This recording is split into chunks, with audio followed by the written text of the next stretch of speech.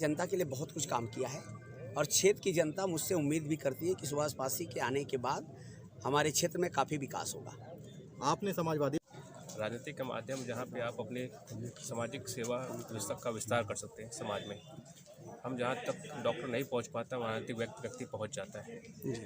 हम बात करें गाजीपुर के सैदपुर इलाके की तो कभी 80 के दशक में सैदपुर मिनी चंबल के नाम से जाना जाता था और गैंगवार का दौर था, लेकिन समय के साथ सब कुछ साफ पाक हो गया, सभी नेता बन गए। वही समाजवादी पार्टी के लोकप्रिय विधायक सपा छोड़ भाजपा में शामिल हुए। सुभाष पासी तो भाजपा में लंबे समय तक लंच मंच पैकेज देने वाले डॉक्टर मुकेश सिंह ने बसपा का दामन थामा। डॉक्टर मुकेश जंगीपुर विधानसभा से तो सुभाष पासी सैदपुर विधानसभा से चुनावी दंगल में हैं। तो आपका विजन क्या होगा? मेरा विजन विकास है जंगीपुर का। सबसे बड़ी समस्या जंगीपुर में रोड की, सड़क की। आप लोग जानते होंगे जंगीपुर में सड़क किसी काम की नहीं आज वर्तमान में, और पानी, नाली, स्वास्थ्य, बदहाल सिस्टम, वहाँ पे रोजगार, ये सारी समस्या जो जनमानस जिस पे टिका हुआ है। किस तरह की चुनौतियां हैं? चुनौती तो मुझे नहीं दिखती है। जब हम चुनाव लड़ रहे हैं तो हम जो वहाँ की जो मूल मुद्दे हैं उसको लेकर जनता के पास जा रहे हैं और जनता उसको एक्सेप्ट कर रही है कि नहीं, ये सामाजिक मुद्दे जो है इस पे ही चुनाव लड़ा जाना चाहिए, तो उस पर मैं वो काम कर रहा हूँ। तो चुनौती तो मैं नहीं मानता कि ऐसा कोई चुनौती इस पर है। मुकेश जी, आप एक डॉक्टर हैं और मानवीय संवेदनाओं से भी एक नाता रखते हैं, तो आप डॉक्टर थे लेकिन फिर चुनाव लड़ने की क्या ज़रूरत पड़ी? नहीं, डॉक्टर तो सामाजिक व्यवस्था पर रहता ही है और उसका पेशा भी समाज में सेवा करना। राजनीति के माध्यम जहाँ पे आप अपने सामाजिक सेवा का विस्तार कर सकते हैं समाज में। हम जहाँ तक डॉक्टर नहीं पहुँच पाता वहाँ राजनीतिक व्यक्ति पहुँच जाता है। इसमें सामाजिक के साथ साथ राजनीतिक विचारधारा के व्यक्ति भी हूँ, इसमें राजनीतिक स्टार्ट किया मैंने।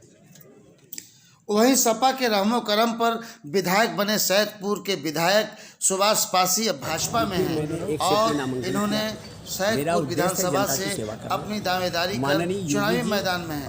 आइए सुनाते हैं इन्होंने क्या कहा है।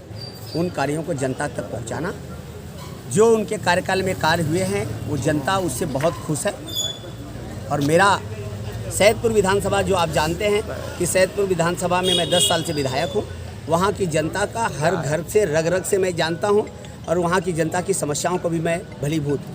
विधायक जी 2 बार से आप विधायक, क्या लगता है तीसरी बार हैट्रिक लगाने जा रहे हैं? इसमें कोई दो राय नहीं, हैट्रिक और बहुत अच्छे मार्जिन से मैं निकालूँ। क्या प्राथमिकता होंगी? प्राथमिकता उनकी मूलभूत जो समस्याएं हैं, कुछ लोगों को बहुत आवास मिला है, कुछ लोगों को आवास नहीं मिल पाया है। मैंने कोशिश करूँगा कि उनको आवास दिलाऊँ।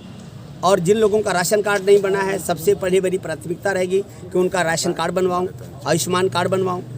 जिन बहनों का पेंशन नहीं है उनको पेंशन का सुविधा करवाऊं। और जिस तरह से माननीय योगी जी और प्रधानमंत्री मोदी जी के जरिए जो राशन बंट रहा है, ये जनता में बहुत बड़ा काम हुआ है। क्योंकि इस कोरोना काल में जो हाल हुआ है, लोग कहते हैं कि 5 साल, यदि देखा जाए तो 8 साल ही मुझे कार्य मिला, 2 साल तो कोरोना में चला गया।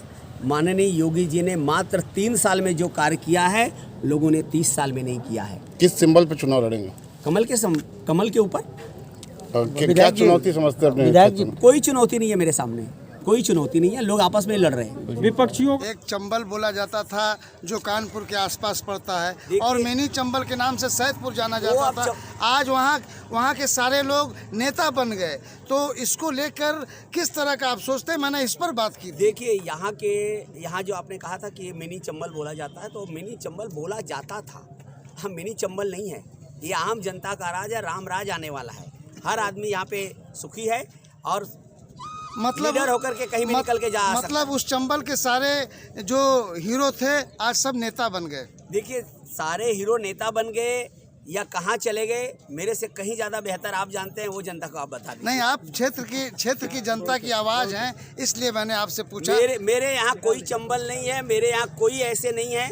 मेरे यहाँ जनता मेरे लिए सर्वोपरि है। मैं जनता के लिए तन मन धन और एक एक खून का कतरा देने के लिए तैयार हूँ। तो क्या गाजीपुर में माफियाओं का राज नहीं रहा है? माफिया कोई बचा ही नहीं है, माफियाओं का राज खत्म हो चुका है। योगी महाराज के आगे कोई माफिया नहीं है। पहले था ना।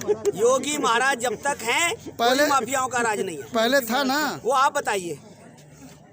राजनीति की चाशनी का स्वाद लेने के बाद जो भी एक बार विधानसभा पहुंच जाता है वो सिर्फ विकास विकास विकास विकास की बात करता है, लेकिन जनता तो कूली की तरह स्टेशन पर खड़ी रह जाती है। और विकास क्या होता है आप सब जानते हैं, लेकिन 2022 के चुनाव में क्या विकास और होगा ये तो आने वाला वक्त बताएगा।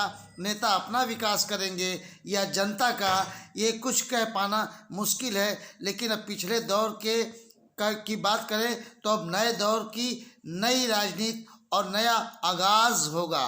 टीम न्यूज़ टुडे 24 बने रहे ऐसी ताज़ा तरीन खबरों के लिए। नमस्कार।